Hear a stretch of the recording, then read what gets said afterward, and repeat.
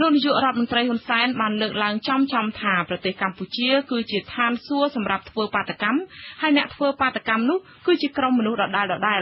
យកការធ្វើបាតកម្មជាអាជីវកម្មប៉ុន្តែអង្គការសង្គមស៊ីវិលលើកឡើងថាមូលហេតុនៃការធ្វើបាតកម្មនោះដោយសារតែរឿងអយុត្តិធម៌កើតច្រើននៅក្នុងសង្គមនិងគ្មានការដោះស្រាយចាលោកអានស៊ីថាវរាយការណ៍ព័ត៌មាននេះ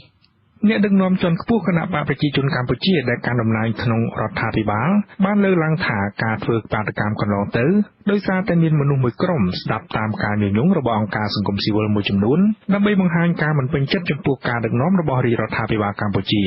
លោកនាយរដ្ឋមន្ត្រីហ៊ុនសែនមានប្រសាសន៍នៅក្នុងពិធីសម្ពោធដោយប្រើប្រាស់សមិទ្ធផលមួយចំនួននៅសង្កាត់ជ្រោយចង្វានាថ្ងៃទី23មីនាថាស្រុកខ្មែរគឺជាទីកន្លែងងាយស្រួលបំផុតសម្រាប់អ្នកធ្វើបាតកម្មម្យ៉ាងវិញទៀតអ្នកធ្វើបាតកម្មច្រើនជាមនុស្សមុខដដែលជាពិសេសក្រុមតវ៉ាដីធ្លីស្របពេលដែលដីបច្ចុប្បន្នមានតម្លៃកាន់តែខ្ពស់ស្រុកខ្មែរឥឡូវអត់បានទេណាលក់ដីឲ្យគេថ្ងៃហ្នឹងគឺតម្លៃ$100ក្នុង1ម៉ែត្រការ៉េបើដីឡើង$500មួយម៉ែត្រការ៉េមកធ្វើបាតកម្មទាលុយថែមស្រុកខ្មែរបានទេហើយញុះពីក្រោយជាប់អង្គការក្រៅរដ្ឋាភិបាលខូចមកចំនួនខ្ញុំមិននិយាយបើទាំងអស់ហើយចេញថ្លៃអាតុកទៅឲ្យតែមកបាតកម្មមានបាយអាក្រុមទទួលក៏ត្រូវបាយអាក្រុមទទួលក៏ត្រូវទឹកអាក្រុមទទួលចេញថ្លៃអាតុកឲ្យតែបាតកម្មមួយស្គាល់ហើយខ្ញុំស្គាល់កន្លែងអាតុកទៅហើយ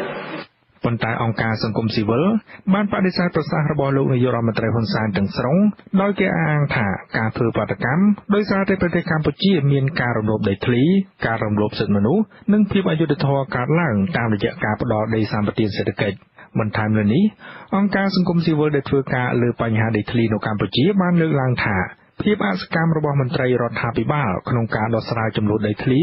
ដែលគ្រប់គ្រងដោយឈ្មួញដែលមានអំណាចគឺជាមូលហេតុចម្បងនាំឲ្យមានការតវ៉ាឬនាំឲ្យមានបាតកម្មកើតឡើងប្រធានអង្គការសមត្ថកិច្ចកម្ពុជាលោកអៀងវុធីមានប្រសាសន៍ថាបច្ចុប្បន្នចំនួនដីធ្លីបានកើតឡើងនៅទូទាំងប្រទេសកម្ពុជាអង្គការសង្គមស៊ីវិលវិញគឺជាអ្នកនាំបញ្ហារបស់ប្រជាពលរដ្ឋទៅកាន់ភាគីពាក់ព័ន្ធនិងរាជរដ្ឋាភិបាលបានដឹងដើម្បីរកដំណោះស្រាយយើងមិនដឹងថាចេតនាសម្ដេចយ៉ាងម៉េចទេប៉ុន្តែយើងសូមមិនឯកភាពទៅលើអ្វីដែលលើកឡើងថាសង្គមស៊ីវិលជាពិសេសអង្គការដែលធ្វើការលើរឿងដីធ្លីហ្នឹងជាអ្នកបំផុសឲ្យប្រជាពលរដ្ឋធ្វើការតវ៉ាសម្រាប់យើងធ្វើការជួយមិនត្រឹមតែប្រជាពលរដ្ឋទេយើងធ្វើការជួយទៅដល់រដ្ឋាភិបាលហើយយើងស្វែងរកឬក៏ប្រមូលបញ្ហាដែលកើតឡើងហើយយើងផ្ដល់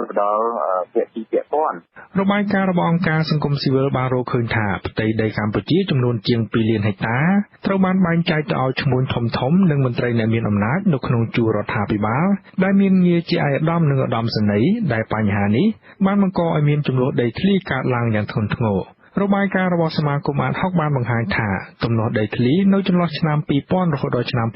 2013បានប៉ះពាល់ប្រជាពលរដ្ឋជិត8សែននាក់ដោយការទន្ទ្រានដីធ្លីនិងបានបង្កឲ្យមានការចាប់ខ្លួនអ្នកតវ៉ាដីធ្លីជាច្រើនអ្នកដាក់ក្នុងពន្ធនាគារនិងចំនួនបាតកម្មតវ៉ាដីធ្លីបានកើនឡើងប្រមាណ100ដងក្នុងមួយឆ្នាំខ្ញុំអានស៊ីថាវវិទ្យុអាស៊ីសេរីភ្នំពេញ